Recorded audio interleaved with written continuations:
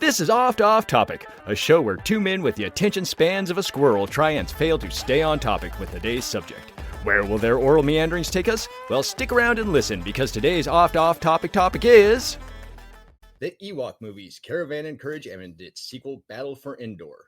Now, Nate, you're the one to bring up these movies as an idea for a show topic, and I know quite well that you have some very, let's say, strong feelings about the Ewoks and their origins. I think we should start out by letting you share some of those feelings and let our listeners bond with you emotionally about Ewok. Well, I mean, I hate them is a little strong. My hatred has cooled over the years, but that's not because of the Ewoks from the movies. That's because of the expanded universe stuff. Not these movies, but just like the books, the novels. The books are all the same thing, but the books and the comics. You know, the one comic kind of softened me on them a little bit was this with the Empire. It was one of those comics where they a collaboration or as a collection of different smaller stories, and they made the Ewoks on Endor with the stormtroopers look more like a hostile American, a hostile nation, not nation, like a hostile people. Yeah, kind of like in the Amazon rainforest. I almost said American Indians, but it's no, because it's more like those islands of Amazons. Little tribal people who throw spears at every plane that flies overhead by a mile. And the story was told through the view of the stormtroopers, and they're like, this new recruit comes in, and they're haunted because the Ewoks drum all night to keep them awake, and if one of them wanders off to pee, they disappear because the Ewoks take them by night. And slowly but surely, like, they're getting whittled down. They're mentally, just attacked. And so, and the that's last why thing you hear before you die is a little yub from right. The back of your Pretty mind. much, yeah. And so that really kind of like, oh, okay, that makes sense. Now, like that would I appreciate that. The Ewoks as they stand though in the movie, like as they came out in the movies, Empire Strikes Back, it's awful. I mean, I know the point. The point of it was like, oh, this is like the representation of the Viet Cong, Vietnam War. You have a big, empire, technological people coming in, and they're beaten by lesser technological stuff. But what even is the point? Like, I get when you're shooting a stormtrooper with a blaster, they drop real fast. That's stupid. But okay, it's a blaster. You stab a guy in full armor with not just like a spear, but a spear with a stone at the end of it. There's a reason why the Bronze Age wiped out the Stone Age. Like, it doesn't make any sense. Why would that? I mean, at most, the stormtroopers should be annoyed. I mean, and they're wearing helmets. I mean, if helmets, then what's the point of wearing helmets when we work places? Like when they're on construction sites, don't even bother, because if anything falls from any kind of height, you're dead. It doesn't matter what. Yeah, like, okay, they drop the rocks, and no shit. Like, I would expect them to be injured, but like just slaughtering all the stormtroopers with rocks tied to sticks, kind of thing. And, I mean, it's moronic. Maybe all the stormtroopers, maybe this was like Vietnam, and they're all just faking injuries so they could go home on shore leave. There you go.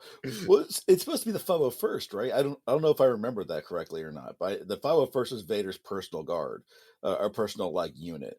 So I'm not sure if it's the 501st on Endor or if they were on the Death Star. I'm not 100% certain. Every time the Empire always talks about their best trained soldiers, I am always disappointed when I see them in action. Yeah, always, every time. Like those Imperial Guards, the guys all in red. Ever since I saw them in Return of the Jedi, I was like, those guys are cool. I want to see them do cool stuff. They're obviously badass, and I have yet to see them do anything that made me go, they're worth it. But the only time you see them is like do anything was the comics. But again, the comics isn't everything. And I'll be honest, I haven't read those comics. I just know of them. No, you did see them in one of the newer movies, Return of the Jedi, I believe. You saw them standing there. Yeah, I know. That's why I was saying they're very disappointing for being the elite crew. Just standing now, like it took 3 of them to take down 1 Mandalorian. That doesn't seem right either. Well, those weren't the Crimson Guards. Those were the Praetorian Guards. Now they were still all dressed in red, and they're also supposed to be more badass than the Crimson Guard. So it's I don't know. So that makes their case even worse for them. Then, even more pathetic. I get it. Like during the Mandalorian, it took 3 of them, and he still couldn't take down Jin. And okay, sure, he had Beskar armor, but theoretically, so did they. And there's supposed to be a oil killing machine that works together, and it was like, they took him down. They took Jin down, but it wasn't easy. It took some effort. it took some effort. On top of that, like Grogu helped, okay, sure, but also Grogu successfully fending him off while a Yep. very unwieldy robot kind of got him away. And it's just, I don't know. Like, I was seriously disappointed. Maybe there was just like, they didn't want to send the Praetorian Guards. So they sent like the 3 new recruits. They had other more badass Praetorian Guards over there with Snoke or whatever, Snoke, wherever he happened to be, if he wasn't around then. But like, they're like, oh, here's, Larry, Curly, and Mo. Fuck those guys. They came in here. Yep. They're These always 3 guys who couldn't even make it as stormtroopers. We're gonna just put them in some costumes. right. Yeah, that guy's always cooking fish in the microwave. Yeah. And this other guy's We he's need late to all the get rid of time. him. Yeah, and this other one, there's like he was in the middle of a very questionable sexual harassment suit that we really just kind of want to sweep under the rug. So we're gonna send him that way. Hopefully something happens to him. Yep. It's cheaper just to have him killed in battle with the Jedi than to have deal Right. with all the lawsuits and everything. He has no family, so we need to pay out anything. So Yeah. of course, who knows if the Empire even does pay out anything? I really doubt it. This is the same place that doesn't have handrails in all their areas where they should. So, well, you think, you address that, and you think about Andor series, the Andor series. The thing that made the Empire so scary was its bureaucracy. So maybe they did. There's in the movies and stuff like that, they kind of look at them kind of they're evil because they kill babies. It's like, okay, sure, but on the other side, it's like, well, yeah, they're evil, but they do give me full health coverage and a retirement plan. So I mean, yeah, and on top of that, it's even scary if you realize while the Empire was killing those babies, there's forms per baby in triplicate they have to file, through the the Census Bureau to make sure their numbers are accurate. And they're like, okay, well, when you killed this baby, how exactly did you kill this baby? Because we really need it. We need all the numbers to go. I need to know what file to put this in. Do I put this under B or do I put this under F? Right. And this is all very traumatizing for me, I assure you. But I'm only 4 years away from retirement. I'll be fine. Right. Going back to the Ewoks. I mean, my initial when I heard they were supposed to be Wookiees, that was what I was thinking about, because I remember you talking about how it was originally supposed to be Wookiees, and you were excited. Yeah, and now I actually did a little bit of poke around, and the reason why they didn't want to go with Wookiees was the way I mentioned earlier. They wanted a lesser technological species to take down the Empire. Gotcha. And because of Chewbacca, they had established that Wookiees were technologically superior. Yep, they had blasters and they could work on starfighters and so on and so forth. I mean, I was like, okay, I kind of understand that, but there's still, the Viet Cong, since I'm referring to them because Lucas did, they weren't fighting American soldiers with fucking sticks. Sure, they would have some booby traps, but they had guns too. Yeah, so it wasn't like you said Stone Age versus Bronze Age. It was, slightly more even footing. Yeah, and so I mean, the Wookiees, in my opinion, would have been a better choice. I mean, it would have been a far more exciting battle, and they're saying, "Oh, kids like the Ewoks." I'm like, okay, yeah, sure, but I know me. I was a little only boy. The slower kids that eat paste. Wasn't a huge fan more. As a child, I've been way more excited if a bunch of Wookiees had come out and started attacking people, just picking up and ripping stormtroopers in half like nobody's business. That would have made more sense if you had one Wookiee using a stormtrooper to beat another stormtrooper. That is awesome. Meanwhile, we've got a bunch of Ewoks running around screaming like children and somehow taking an entire garrison out with sticks. And if you think about it, the Empire would literally just carpet bomb that entire planet if they're that big of a problem. I mean, why fight the Ewoks on the ground when you can do 2 miles up? They blew up a planet to spite one princess. You're right. They didn't need to blow up Alderaan. There was no political, there's no they weren't uprising. They weren't doing anything. As a planet, they were just there. And in fact, they were a part of the Empire and a contributing part. Lord knows how much taxes they lost by destroying that planet. Right. One of the giant commercial and political hubs of the entire galaxy. Yeah, not just the smartest people that are just like, screw it. And not just financial, but human resources. I mean, it's a planet that's pumping out bodies. Many of those bodies maybe went to go be stormtroopers. Yep. Many of them went to go bureaucrats. The people working on the Death Star, they're like, hey, we're going outside Alderaan. That's my home planet. My family's down there. That's cool. Right. Wonder if we'll get some shore leave. Oh, wait a minute. Why is a cannon fire warming up? And then why'd they blow up Alderaan? Well, Princess Leia, she was a sassy bitch, so we blew it up. I mean, they could have just found an uninhabited rock about the same size and been like, we could just make an example out of this. The Empire and the way they do things, you'd think they'd be a little more intentional. Yeah, a little more cost effective, a little more forward thinking. But again, I get, it was the 70s. It was supposed to be cartoonish. It was, the whole Space um opera. space opera. But then they did it again. Of course, we could have a whole episode about my complaints about the last three. Um but even they had another giant Death Star thingy and they blew up planets, and at least they had it justified. Like, okay, these planets rebelled. They are like the central focus of this of the Republic, or the New Republic. We're taking those planets out, so we would have a better chance of taking over everything. That makes sense. But blowing a planet for no reason, otherwise, just like, yeah, take that, girl. Like, Yeah, right. You'd think if anything, they'd want the scrap metal off that planet or whatnot. and I don't even know how I got here. I'm totally lost how we got the train that got us here. But going back to the Ewoks, um, yeah, it's just the Wookiees would have been a significantly better choice, and it would have made more sense. They took out an entire garrison of stormtroopers.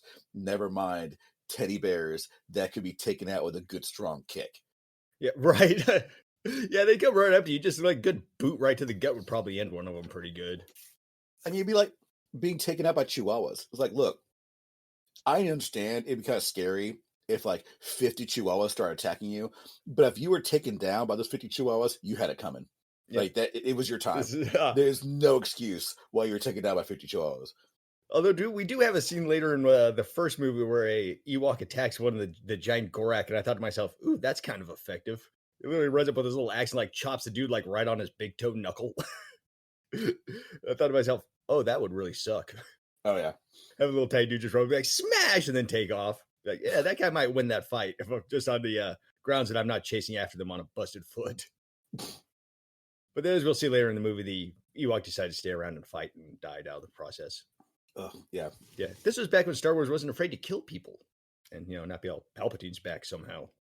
Yeah, and the thing about that, I know we're jumping movies again, but the thing about Palpatine's back somehow, they didn't even have the foresight to plot that at all. Like, oh, he's back somehow. Yeah, Well, literally, that's the line is yeah. Palpatine's back somehow, and Somehow everybody makes fun of Palpatine's that. back. Like, yeah, And they don't even give you the option of, or not even the option, but like even the excuse of like, oh, let's hear the thing. Like, oh, let's see what happens. yeah. Let's They could have been like Palpatine's back somewhere. Here's the plans and what we were able to get from the Empire. There's it's a the little opening backstory, crawl. By the way, he's here, and then of course in the very beginning, the guy just like, oh yeah, by the way, yeah, Poe's like back. Palpatine's back somehow. Yeah, and everybody's just like, huh. That's just poor writing. Yeah. So again, we're veering off course as we do. Not really. I mean, we're still on Star Wars. I mean, we haven't Yeah. started talking about weird things like the fish market in China. Right. That'd be more off topic than this. That's true. So anyway, and also I looked up, both of these movies take place between Empire and Jedi. Okay, that's 3 years. There was 3 year gap between Empire and Jedi. But now, when they originally filmed these, I don't know if you researched this, but this again, it was supposed. They originally thought this movie would take place way after, but because of Wicket, they had to make it more present because he was supposed to be a child in Jedi. That means during both these movies, there are stormtroopers above them. They are making the Death Star literally in orbit. Like, it would not be out of place if some of the establishing shots of these TV movies, you saw the Death Star in like as a moon in the sky. I could almost see them going back and add that digitally after the fact, and I would almost don't know be why they okay with haven't. that, to be honest. Yeah, because that seems right up their alley. But also, Disney kind of distanced themselves from this movie. Even they didn't even want to put it on Disney Plus until the actor Eric Walker started a petition back in the early 2000s. They didn't get it on Disney. Yeah, they didn't get on Disney Plus till 2021 because they're just like, screw it. We don't want them to know about this movie, really. Which kind of surprised me, because anything that would make them money, I would think. Because these movies do have their fan base, kind of ish. Oh, absolutely. I mean, the thing that got me was they I thought it was like when Disney took over, they basically said, okay, any of the movies that, like, all movies are basically canon. The books, comics, all that stuff are not. And I just surprised me. I guess it doesn't surprise too much, but this became one of the ones like, oh, by the way, not them. Yeah, that is weird, because they were like, I guess it was just the core 6 movies from before time, not any little offshoot stuff. The Christmas movie, I get it. Yeah, I was just about to say, is Christmas special considered canon with the absolutely not Wookiee porn? Absolutely not. And you know what? That's correct. Good choice. Yes. It is just. I will admit I've never sat down and actually watched the entirety of that movie, but I have watched YouTube videos of it where people that go through. I've basically seen the whole thing. I've sat down and I've watched it beginning to end. It damages your soul. So back to the Ewok deal. It's the post-Return of the Jedi era, and George Lucas was looking to make a more family-geared Star Wars half-hour short for his daughter. She liked Goldilocks and the Three Bears, so George Lucas said, "Hey, Ewoks are kind of like bears. Let's do an Ewok one-shot. Woohoo! My daughter will like that." I mean, bears, Ewoks, they're kind of the same thing, right? So yeah, they're teddy bears. Yeah, exactly. So Lucas got his idea together, started shopping the show to networks, but ran into the same problem he did with the Christmas special. No network wanted to mess with the half-hour thing. They were like, "Hey, man, we like the idea of an Ewok special. Make it a 90-minute movie, and you got yourself a deal." So ABC was the one that got that deal going.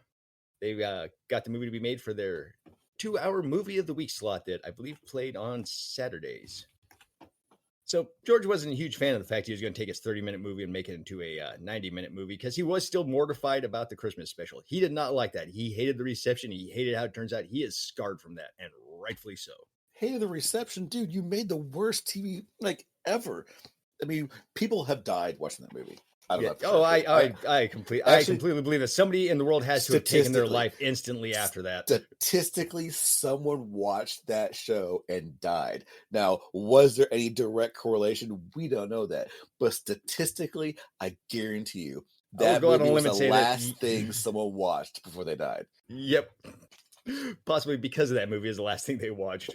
Right. My life is going downhill. Wife left me. Kids hate me. The only thing I have is this Star Wars special I've been waiting all week for.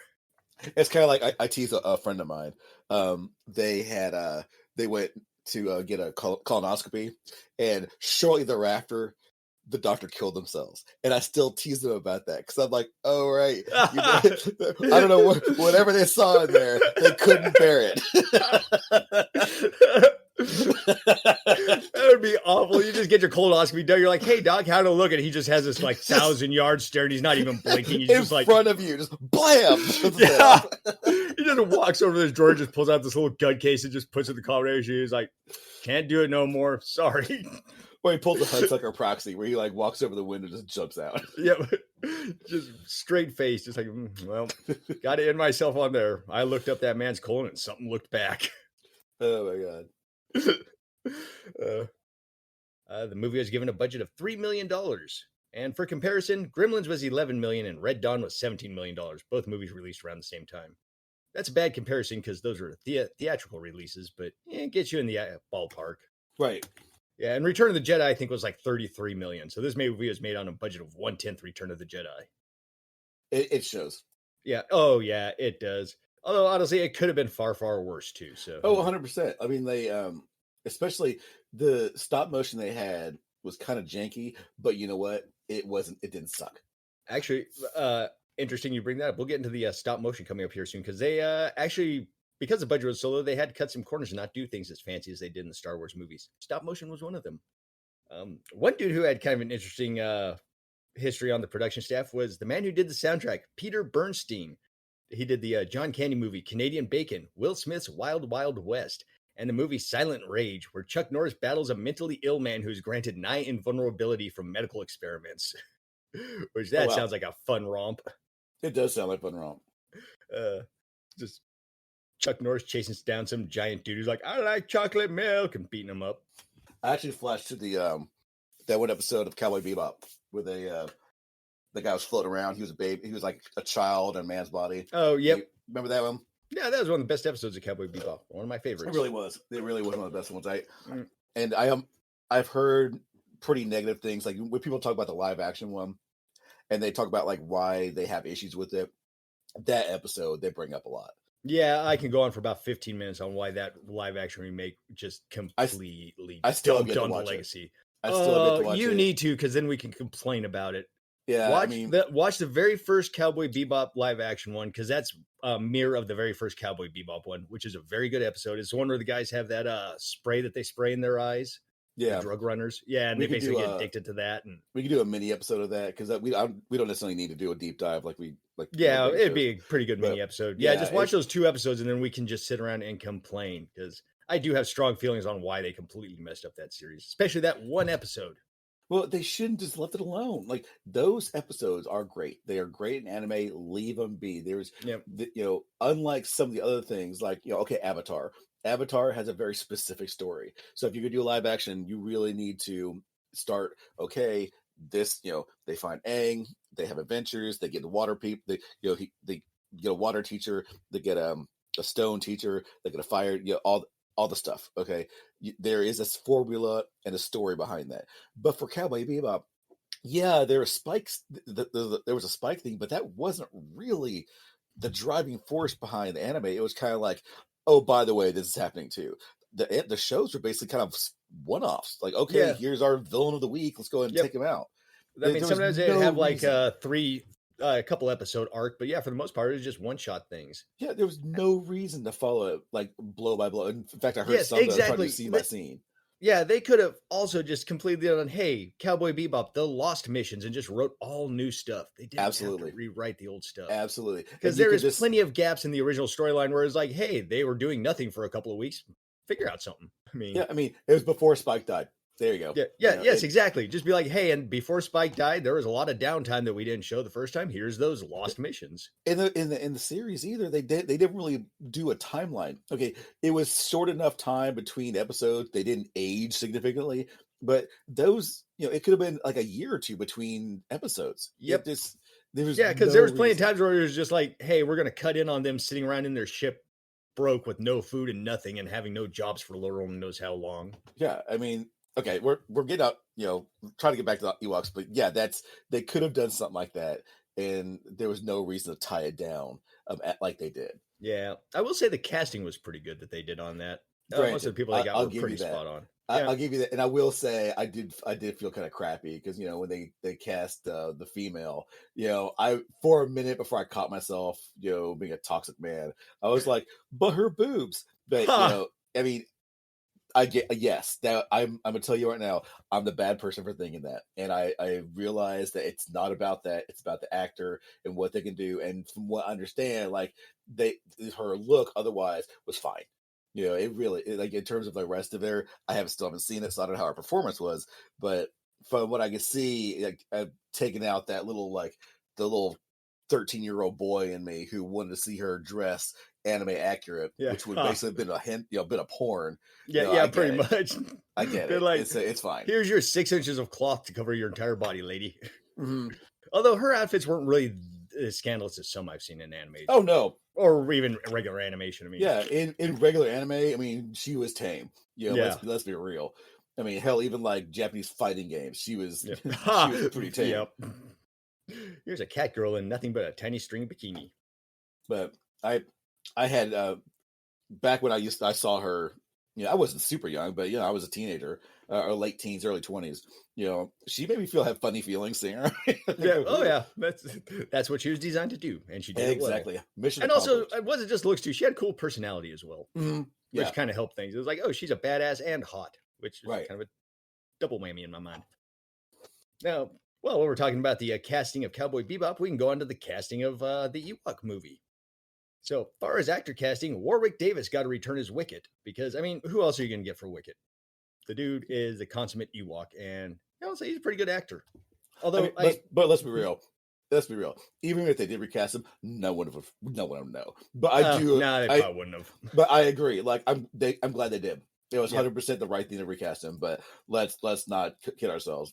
If they got some other little person to come in there and do it, no one would notice. Well, I'm kind of jumping ahead myself, but what a lot of people are saying is one reason that Lucas wanted Warwick Davis back in this because Lucas wanted to and work a little bit more with Warwick Davis and get some stuff done or experiment a little bit with shooting, get some techniques down for a movie he was going to do with Warwick Davis eventually called Willow. Okay, makes sense. Yeah, and if you watch these movies, it does have a Willow feel about it.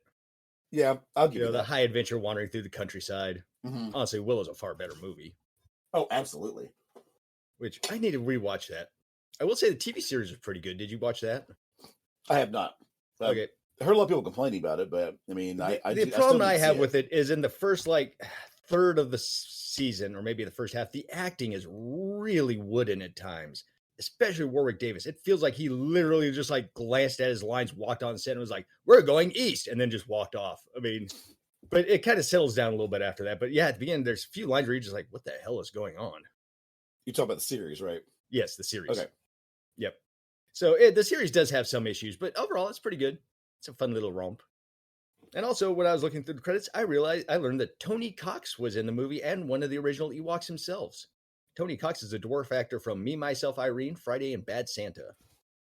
Thought that's kind of nifty to learn. Oh yeah, I know what you're talking about. Yeah, he's a black dwarf actor. He had like Yeah, a that's real, exactly what I was talking. Okay, yeah, he had a you are he talking had a about what I real thought. good run like in the late '90s. But he was one of the original Ewoks. I did not know that. Huh.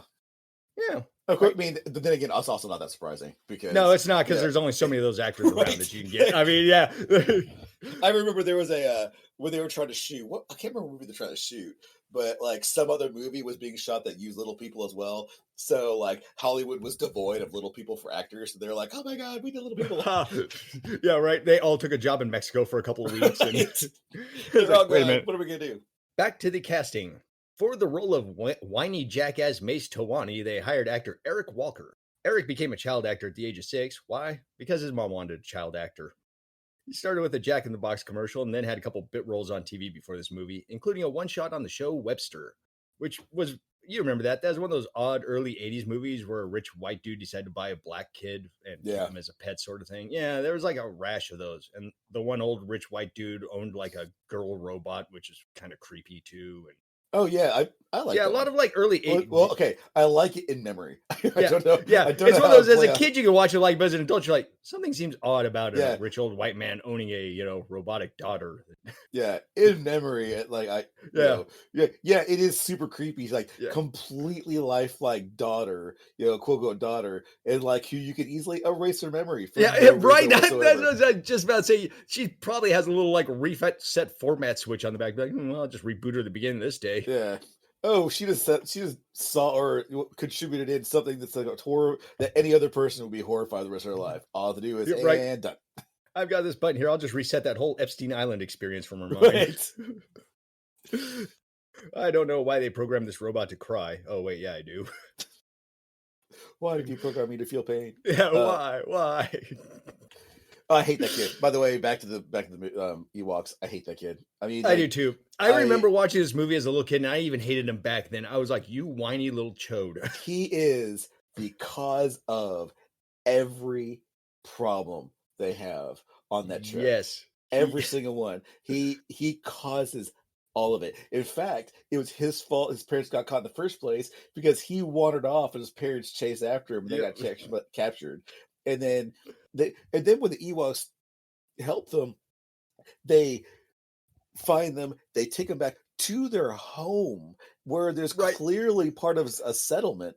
And he calls them it's like it doesn't know He's what like, you're you saying. savages, don't listen to them.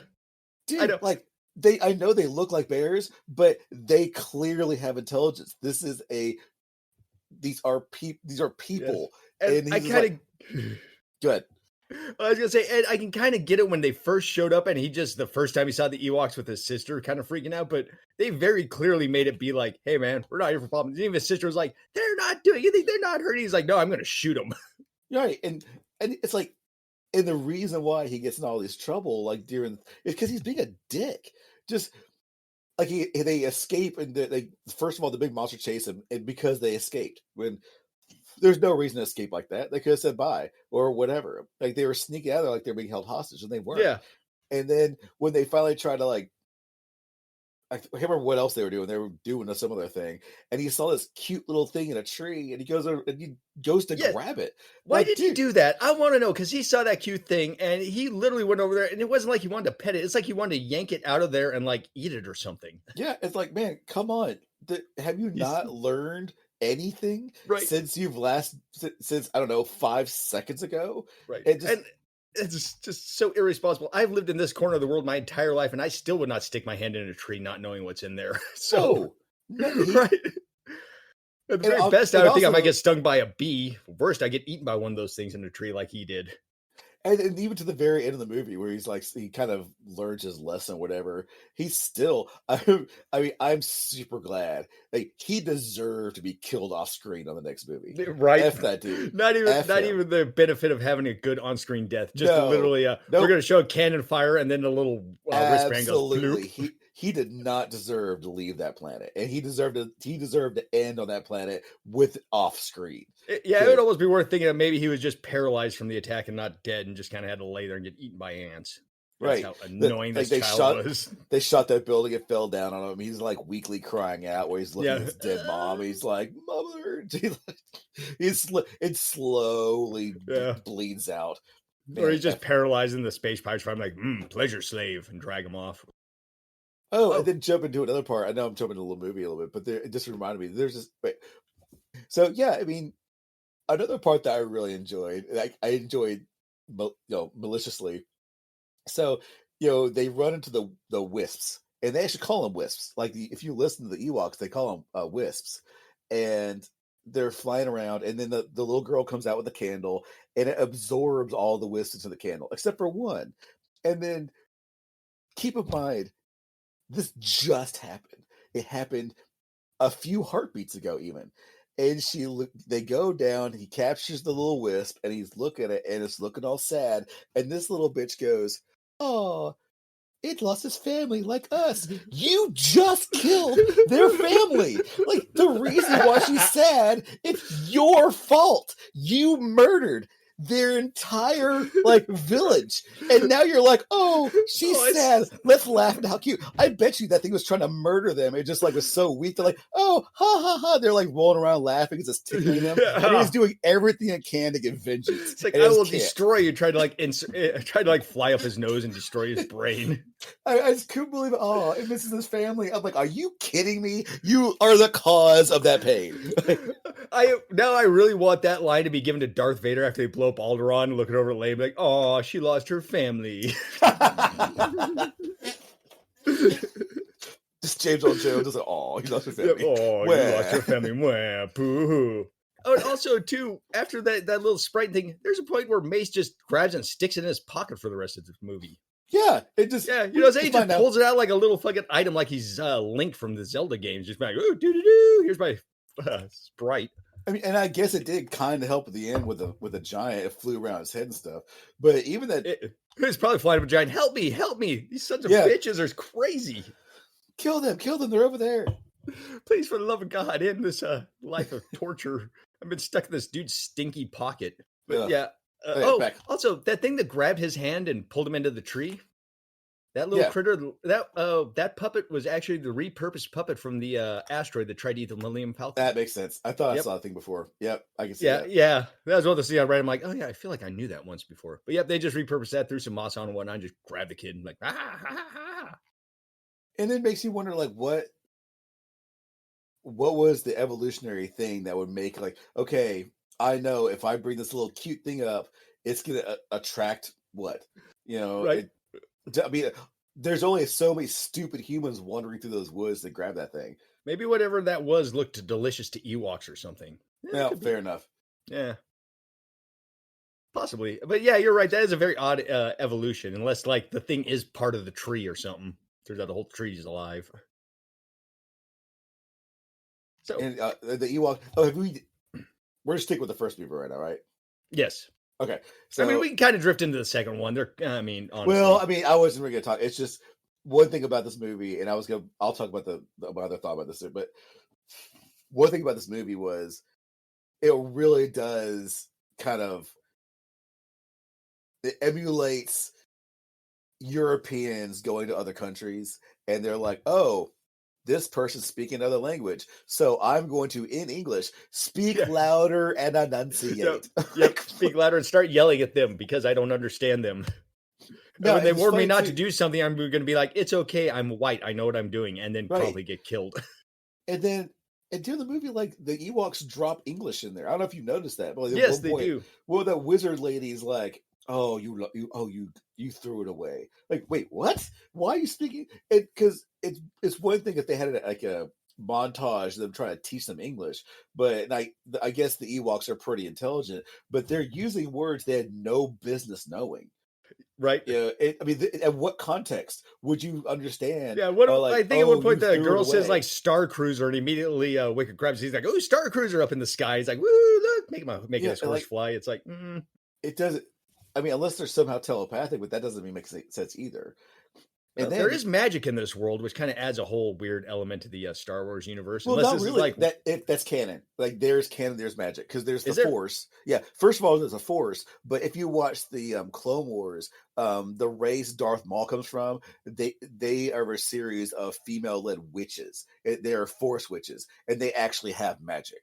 So it's like they interact with the Force differently. They basically they don't, unlike Jedi and Sith, where it's like feel the Force and they manipulate it. They can actively go in there and change things using the Force as a magic medium.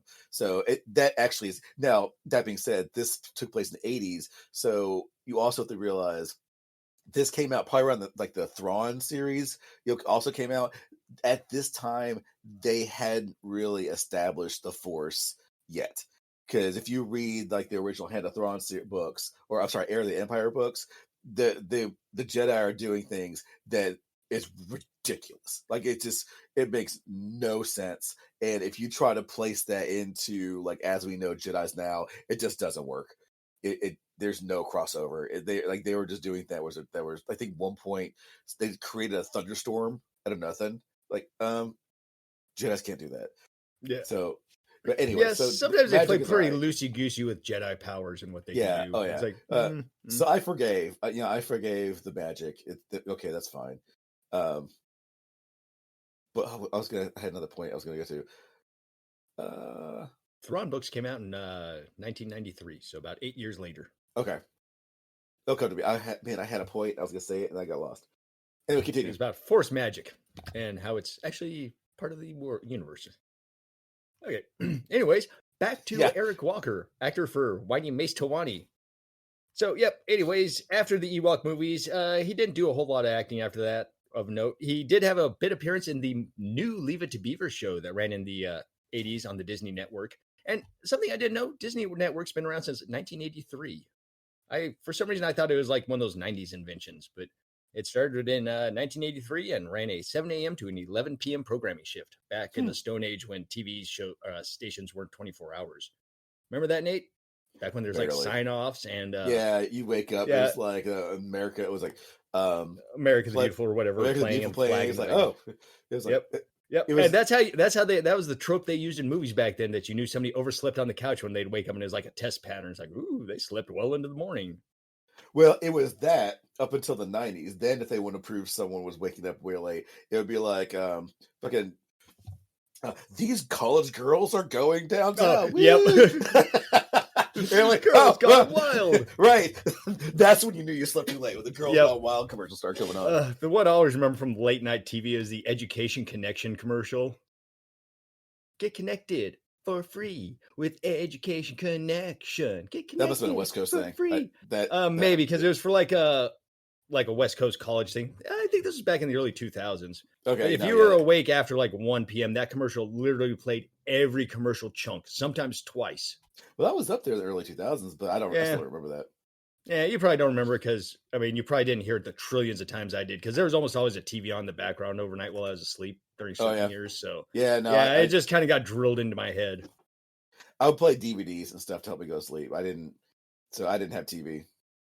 Back in the day when it was a big flex to have DVD box sets of series because you couldn't get them anywhere else. Right. I have all the Family Guys on DVD, and people are like, ooh, that's snazzy. Yep. That's funny you said the Family Guy, because a lot of times it would be Family Guy help me go to sleep, because that's basically the deal. I didn't have many DVDs, but the Family Guy's box sets are one of them. Yep, and you just put them on, and the nice thing about Family Guys, they're kind of random enough that they didn't, really get into a pattern for you, right? Sort of. Yep. And after the new Leave It to Beaver show, little Eric Walker did a couple of shows here and there every year until the early 2000s, when he moved on to just mostly music production. Oh, he did do one movie I recognize. And that movie was the early 90s, and You Thought Your Parents Were Weird. That was a movie where the soul and voice of a dead Alan Thicke gets put into a robot body, and that robot goes back to raising Alan Thicke's family and porking his wife and all sorts of fun stuff. You know how they do. Yeah. You can actually picture exactly how that movie goes over. Because if I recall, like the dad died off camera. It's like, oh, the family said we're going to take his mind and put it in this robot he was working on. And then immediately the entire family's like, oh, that's our robot dad. Yay. They raised me, daddy. Ooh, love me, daddy. You would think that would cause more pain than anything else. Like then they can't get past it. Like Yeah, right. There's like no possible healing. It's like, well, neat. And then basically, I have a recording of my dad's voice playing over and over again, following me around. And then it's like, okay, is this actually the dad, like his soul in here, or is it just like his data? You know, the data of his memories. So that's are you basically just listening to a long voicemail from him? Right. It's like an AI with like, okay, if they gave me this input, so I'm gonna piece these words together and give them back an input. Oh, I remember what I was gonna say earlier. Again, going back to and I know it's like I'm delving too deep into this, but I'm gonna do it anyway. Oh, there's never too deep of a dive for us. So in this movie, they first of all, they meet the humans. Okay, they met humans again. This takes place before the Return of the Jedi. In Return of the Jedi, when they meet humans, they capture them with the intent to eat them. Yep, they are meals. But meanwhile, they find a couple children and they're like, oh, hey kids, let's help you guys out now. And you could say, oh, it's a different tribe. No, it's not, because Wicket's there too. Like, so it's the same tribe. Now, after you met that whiny kid, wouldn't you want to eat all humans you met afterwards? Well, when they do eventually take off, and flash forward the second movie a little bit, when they leave, like, bye, I miss you, you're my best friend, blah blah blah. And on top of that, like in the second movie, again, I'm not going too deep with this one though, but they learn English now. Oh, yep, and they sure didn't know English when they met Princess Leia. Yeah, I mean, there's like. Although honestly, that might have been just the Ewoks playing their hands close to their chest, their cards close to their chest, and be like, yo, we can speak their language. Don't let them know that. Don't let them know. Well, and first of all, like these Ewoks must be very intelligent, because not only do they learn English fairly quickly, but also it says something that the humans didn't learn any Ewok. They never bothered to learn one. At no point does any of the human characters say anything in Ewok. This goes back to the colonization theme, actually. Be like, oh, inferior Ewoks in their language. Screw them. Speak English, God's language.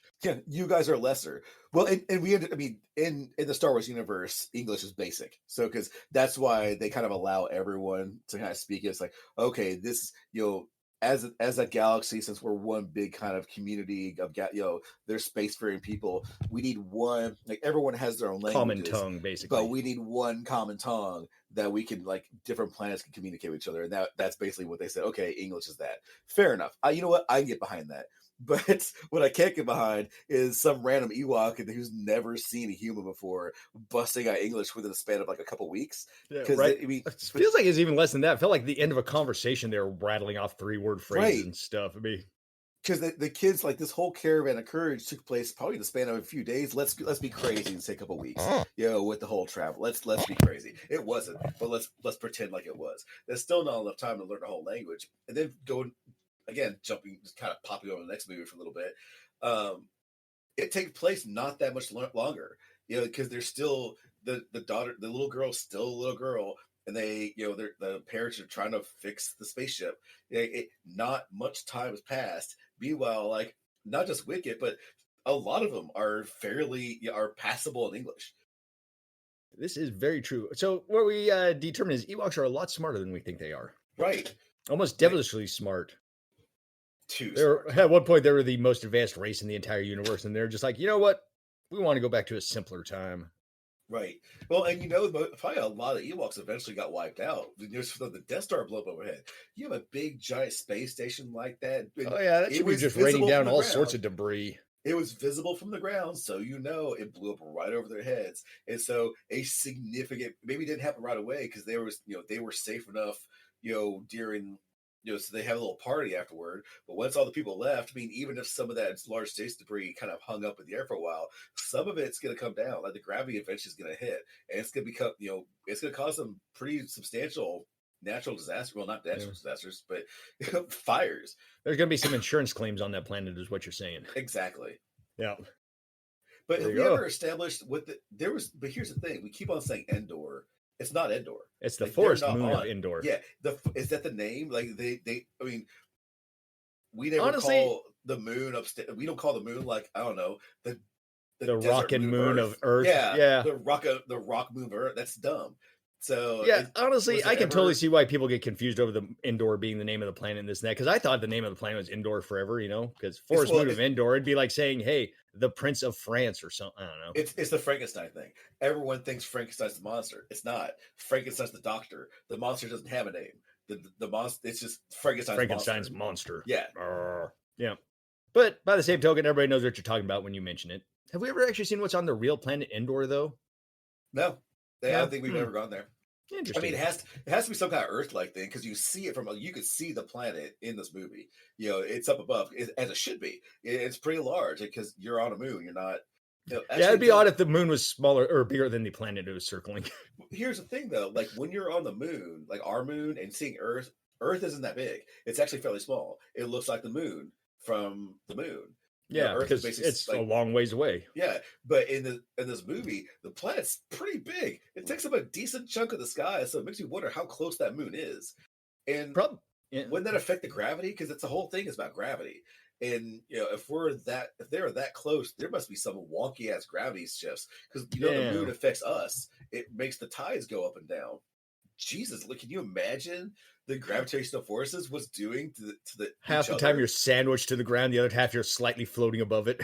Yeah, it's like, okay, don't go over. Make sure you're laying flat on your back between the hours of this and this, or else you're gonna be crushed. All your bones will break. The equinox is happening this Friday. Everybody has to get in a cave and lay perfectly flat for 2 hours. Otherwise, you will lose your whole bone structure. But maybe that's why the Ewoks are so short. Like their bone density is like, yeah, they're short, but their bone density, you can't even with a tungsten knife, shot by a rocket, you're not getting through those bones. Right. Turns out those Ewoks, small as they are, they each weigh about 450 pounds. Just like solid muscle and bone. Adamantium type thing. Like, yeah, what's right. that knife made of? It cuts through everything. Ewok bone. You'll never believe the things that this thing can destroy. That's what the Darksaber was originally invented for, Ewok flaying. Exactly. So the production crew on this movie, the Ewok movie, thought it would be fun to give Eric and Warwick a mic camera and some editing equipment and let them go around and do a behind-the-scenes style documentary. The duo called themselves W&W Productions, and you can find this video on YouTube. It's about 12 minutes long, and I think it's kind of worth checking out. It's got some neat little behind-the-scenes things going on. Did you see it at all? No. How old was he when he did that, though? What was that? How old was Warwick when he did that? Warwick was 14 years old in this, and if you watch his special, he looks like he's about 8. I mean, he is freaky young looking. Oh, yeah. And this also confused me because I know this. I never put much thought into it, but I always assumed Warwick was like in his 20s when he was Wicket and whatnot, because that's just kind of what I assume all actors are when they start. He was young. What else did I realize? He was like 12, I think, in Return of the Jedi. That makes. I mean, yeah, I knew he was young. I thought it was younger than that, but yeah, it makes sense. Yep. But the production thing was actually kind of fun. You guys see some behind the scenes stuff. Talked to a couple people, and one of the production staff kind of shared an interesting story. He went on to talk about how in a previous movie he worked on, him and the crew were setting up this shot where an actor was supposed to go up on a roof and do a scene. Well, it turns out that actor was like apparently dead scared of heights. Like even though he was like one story up on top of like garage roof, they had to set up this whole safety setup and whatnot because he was just not going up there. Did not like heights.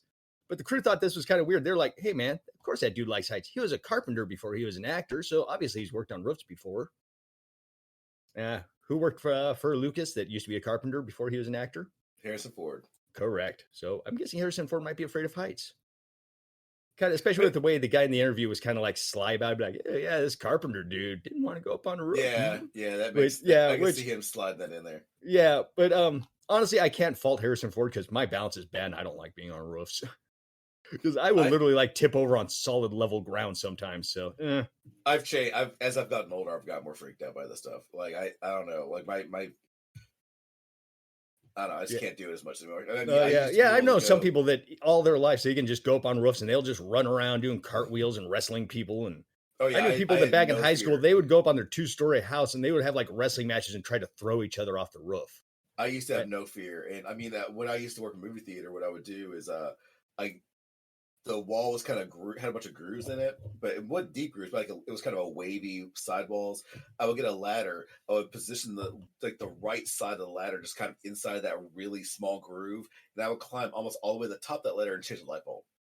And I mean, one side of the ladder is swinging around in the air, and the other side of the ladder is kind of tucked into a very small, like little wave in the wall. And like, it took a lot of balance, but I did it with no problem. And of course, too, you're like a foot off, so you got 1 foot on the ladder, and you're stretching out, reaching towards that light bulb. Yeah, You're like, this isn't safe. No fear, just like whatever. Here I go. Nowadays, as an adult, somebody asks you to do that, you're like, hey, you go screw yourself, buddy. Yeah, that's not gonna happen. No. I've even seen people do that thing where they got a ladder leaning against the wall and they need to move it over a few feet. So they'll just kind of like lean back a little bit and just like hop, jump the ladder over to the right or left a few feet. I've absolutely done that. Yep. But not as far back as working movie theater. I used to do work at Macy's doing rugs and hanging. I had to hang rugs, and that was, some of these rugs are upwards of 50 pounds.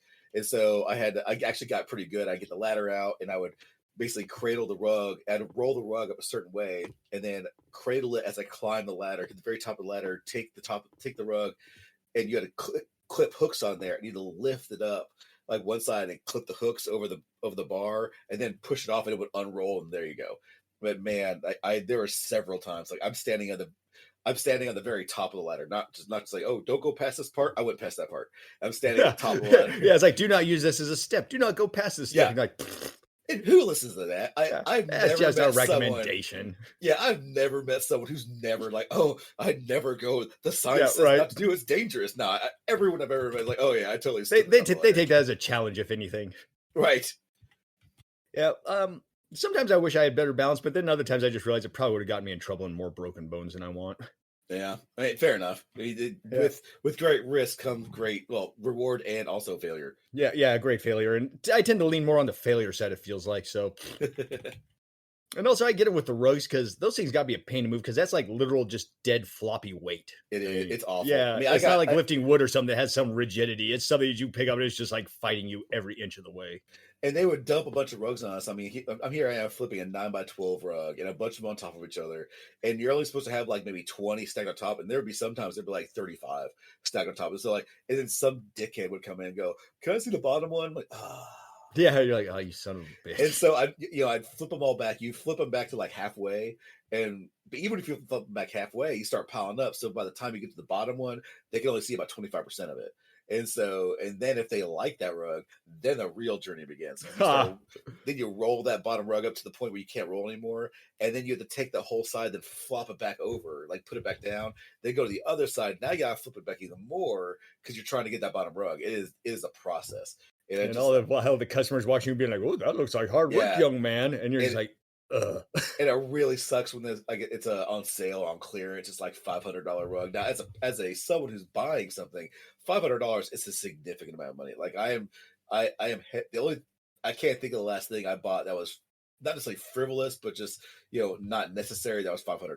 Yeah. But then that $500, I got maybe, I don't know, $10 off that. So here I am killing myself for like $10 to $15, for a cheap rug. It was ugh. Yeah, like things like, well, I could just throw out a disc doing this accidentally, and that would be the end of that. Yeah, I would actively sometimes talk people out of it. Just like, are you sure you want that one? Be like, well, it takes me at least a half hour to get the rug sorted out, so you'd need to go to lunch and come back. Yeah, I would recommend they go somewhere else, but a lot of times they're like, no, I gotta go. Can you go get this now? I'm like, fine, because I can't. They're not gonna let me say no. Yeah, no. Right. Okay, Ewoks.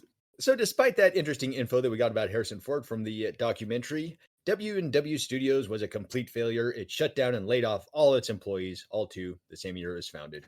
Tragic, isn't it? Yet another young and up-and-coming studio dead in the water. Apparently, they actually got like ILM equipment to go back to their hotel room and edit all the stuff on too. So that must have been kind of fun because back then it was hard to get film editing equipment, as far as I know. Yeah, I mean that's the whole revolution of entertainment. Digital. Yeah, it's like once digital came out and then smartphones, and then suddenly these people who are in these niche markets going, oh well, you need to pay me X amount of money because I'm the only one who has equipment. Now it's like my 10-year-old has that equipment. Like they could make something. Honestly, I'm not gonna say production quality. Like I'm not gonna say it's $1 million movie quality. That's because that's stupid. But it a decent quality enough to where it's like not an embarrassment. Yeah. Yeah. I've seen stuff. People have shot stuff on iPhones that have looked better than things I've seen on TV or certain low Yeah, budget movies. It's like, yeah, that's impressive. totally. I have definitely seen some of that stuff. What digital hurt the most too? Film schools, apparently. Because the big thing film schools had was for most people, that was the only way you could get access to learn on like film cutting machines and like all the manual old school cutting and film watching machines. Yep. Film splicers. Yep. Only way you get experience that is through film schools. But now you don't really need that experience. Film schools don't really have anything to hold over you. And I mean, some good YouTube tutorials and you can learn how to make a movie too. Right. That's the thing. Like if you're good at self-learning, my problem is I struggle at self-learning. Because I have a tendency to get distracted and but I will say I learn better doing.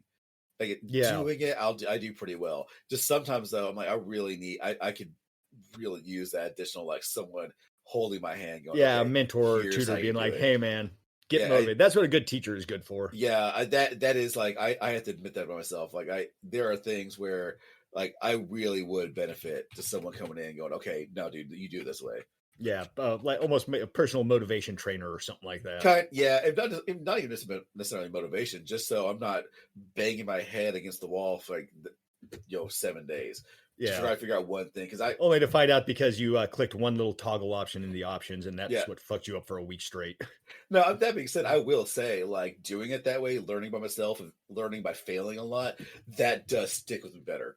That 100%. Like if I'm trying to learn myself, if I'm trying to learn how to do something and I just constantly fail, but then I just somehow I find that sweet spot, I got it forever. Yep. Yeah, you get that sweet, sweet dopamine hit of accomplishment. You're like, yes, Yeah, I have done this task. I am a man today. Yeah, Yep.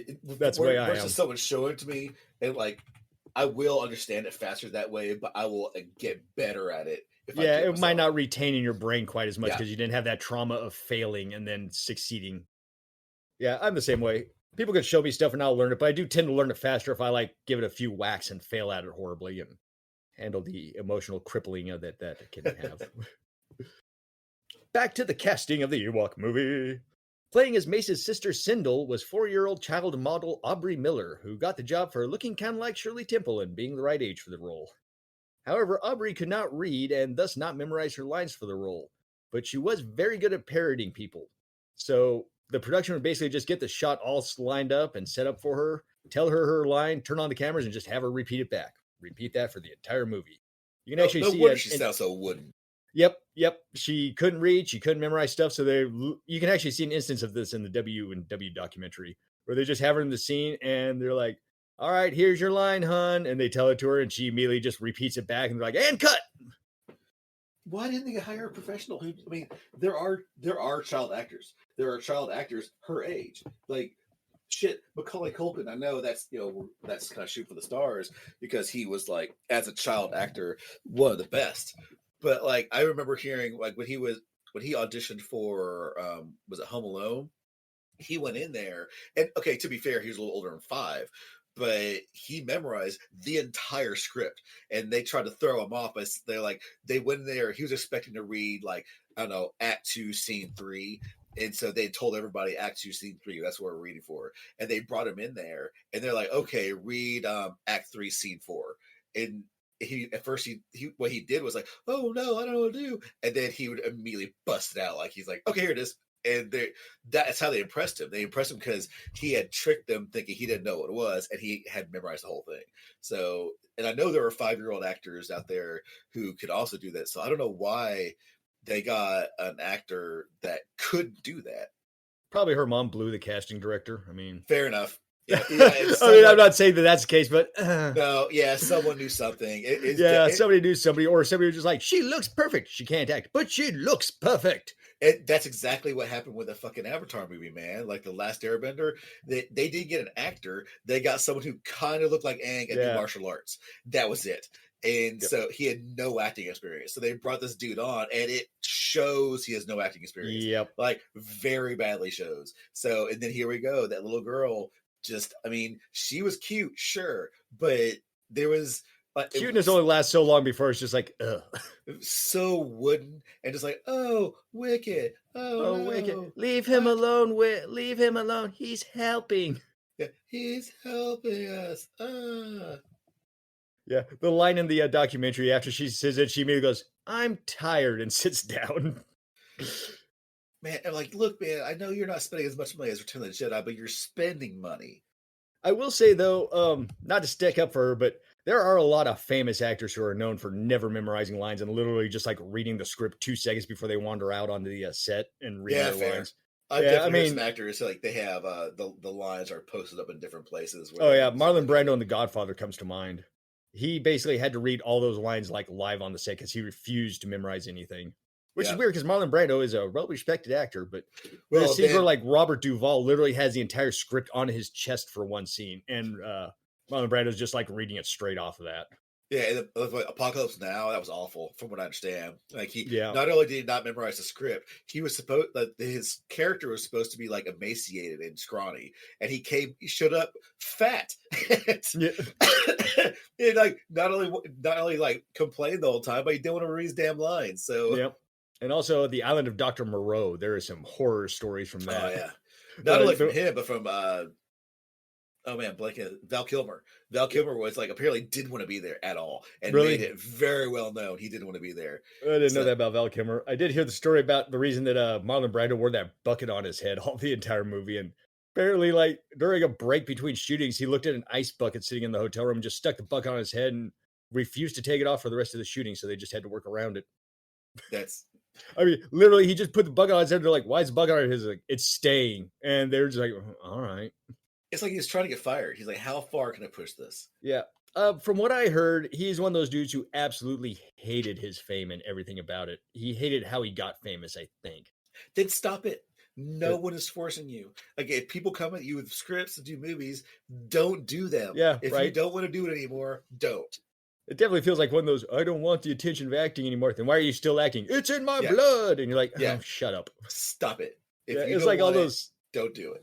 it's like all the celebrities who are like, I don't like being in the spotlight. I don't like everybody seeing my day-to-day stuff. It's like, well, drop out of the spotlight. Not all actors are in the spotlight all the time. I mean, nobody knows what Keanu Reeves is doing half the time. So In my regular job, I'm a glorified. I don't even glorified. I'm like a paper pusher who doesn't push paper. You know, I do digital things for a company, and if I didn't have to do this, I wouldn't. People would be coming to be like, "Hey Nathan, can you restart this thing right there?" I'd be like, "No, I don't want to." absolutely not. This Yeah, is not what I want to do. I hate this. I quit doing that for a reason. It's because it was slowly draining my soul looking at the screens for so long. Like, no, I don't want to do that. Yeah. Ugh.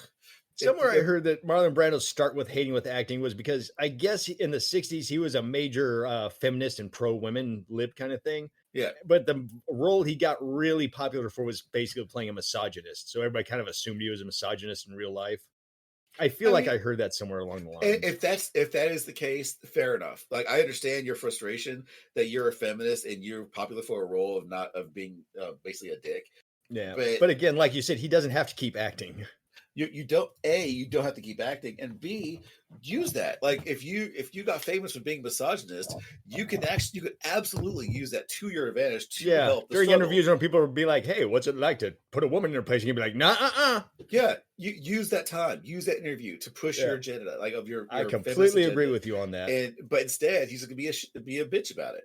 Yep. And then people aren't talking. Yeah, sure, he changed the conversation. They changed it from, oh, he must be a misogynist because he played this role. Now they're just like, yeah, he's really difficult to work with and everyone hates him. And from the summit of the Big Rock Candy Mountain, we get Troubadour Burl Ives as the narrator. One last side bit of info when I was looking through the credits. The actor that was credited as playing card player number 2 was Johnny Weissmuller Jr., son of legendary Olympic diver and the original Tarzan, Johnny Weissmuller, and also the origin of the famous Tarzan yell. That bit of info really means nothing, but apparently Johnny Weissmuller had a kid who is an actor. There you go. What no interesting tidbit about Tarzan? Yeah, and he's an Olympic tidbit. diver. He was actually the most famous Olympic diver of all time back in the day. Interesting tidbit about Tarzan is back in the day, it used to be illegal for men and women to have their shirts off because nipples are bad. Now, when Tarzan came out, all these men started going like, "Oh, I want to be like Tarzan," so they started coming out with one nip out while they're doing the other thing. And for a minute there, people were like all upset about it, but then they realized like they couldn't stop. It was so popular. They're like they can't arrest every dude, and so they eventually just kind of relaxed that. So now that's why now it's like that's what the reason why now men can walk around with the shirts off and no big deal. Thanks to Tarzan. That also explains like the old Tarzan outfits where they had like the singlet covering up the one nipple, but not really. Yeah. Yeah. Interesting. I did not know that. The more you know, Rainbow. Indeed. Do. Yeah, the famous Tarzan yell was actually Johnny Weissmuller's real voice, but they played it backwards and filtered it a bit for that iconic sound. So, to keep the movie in budget, they decided to film the movie in nearby Marin County, which is about 10 miles from Skywalker Ranch. And that means that this was the first Star Wars movie to be entirely shot in the United States with an American film crew. Well, I'm proud to be an American where we make Ewok movies. I prefer to America, fuck yeah. America, Ewoks, making a movie about the Ewoks locally. All the other Star Wars movies were shot abroad and mostly using British film crews. So this was a first. Isn't that neat? Also, due to these budget constraints, these were the last ILM films that would use traditional stop motion. From Empire Strikes Back and on, they had been using something called Go Motion, which was a fancier, better looking, and more expensive version of stop motion. It involves stuff like motorized puppets and camera tricks to give motion blur, so the movements were way more realistic. Tauntauns were the first ILM Go Motion critters. And you can tell the difference between the smoother, Return of the Jedi guys and kind of the janky Ewok stop motion. Oh, absolutely. I mean, I thumbs up. Like they absolutely did a great job but it was still stop motion. Yeah, you can tell it was version 1.0 of stop motion. Yeah, I mean, it's again like I couldn't do it, and I took an immense amount of talent and patience, and I all the hats off to them, but it's still super obvious that they worked with what they had. Yep. Yeah, I'd say that stop motion there is about on par with like the old Sinbad movies in this. Well, I always go straight to oh god, Jason and the Argonauts. No, that's one I usually think of too. Nah. Oh god, no. Clash of the Titans. Yes, thank you. Aha. I was like Titans. What is it? Not Teen Titans. Teen Titans Go. Yes, Clash of the Titans. That's my go-to. I mean, I understand the other ones that are like probably older and more famous, but just personally for me, I go straight to Clash of the Titans. Actually, I think Clash of the Titans is the most famous of all those, to be honest. No, then that one makes sense. Yeah, isn't that the one with the stop motion skeletons that they fought at one point? I think there was. Well, they probably did that in all of those movies. Yeah, I mean, I think it was probably Jason Argos, maybe. I don't know. But honestly, we were probably blending all of those kind of movies together into one movie in our head. I mean, because one of the main villains, now on the close-ups, it was a dude, but like when you saw him from a distance, like his full body, like it was stop motion. And then you had the big giant sea monster that came up, that was stop motion. I think even Medusa was stop motion. And it always kind of tickled me on the God of War 2, you actually kill the shit out of the main character from that movie, because they actually use the same dude, like the voice actor for I don't know what's the character's name. Come on, help me out, man. Poseidon? No, the main character of Clash of the Titans. Played by Liam Neeson in the remake. What? No, not Zeus. Oh no, not Zeus. Oh, you mean the main human? Yeah, I don't know. Perseus. Oh, okay. So the same actor who played Perseus from Clash of the Titans played Perseus in God of War 2, and boy howdy, do you do terrible things in it, man. Like when he dies, like what you do to this man, by the time he dies, you're like, man, death was probably the best option for you, dude. Kratos, stop, he's already dead. He did not take it easy on him. He was like, oh hey, Perseus from the movie Clash of the Titans. No, he was like, hey Perseus, you got something I want and you're in my way, so I'm gonna murder the shit out of you. There's one thing Kratos is not known for is subtlety. Right. I mean, he is, to be fair, in the older game, like the newer games, I should say, now that he's older, he's a little more subtle, not by a lot, but, he is a little more subtle because he's more like, Oh, these old bones are so sick of war. I Yeah. don't want to, but I'll murder everyone you've ever known and loved. Meanwhile, in the back of the day, he's like, I can't wait to murder everyone you've ever Right. known and loved. Every morning he wakes up and like, boy, howdy, another opportunity to murder Right. 1,000 people. Woohoo! I just cannot wait. Did I just accidentally murder an entire city? Whoopsie daisy. Oops. Well, I was having a bad day anyway, so. Hell, they were in my way. I needed to open this door so I could go and open this chest. So I killed 1,000 people. And that's all for part 1 of 2 on the Ewok movies. Stay tuned for the conclusion where we discuss how high definition does not help older special effects, the disturbing way we think Ewoks devour their prey, and why you should always be careful what you ask an orphan. All this and more on the next episode of Off Topic. This is where the ending jingle goes. This is where the ending jingle goes. I don't know if we need one. I don't know if we'll get one. But if we do, then here is where it goes.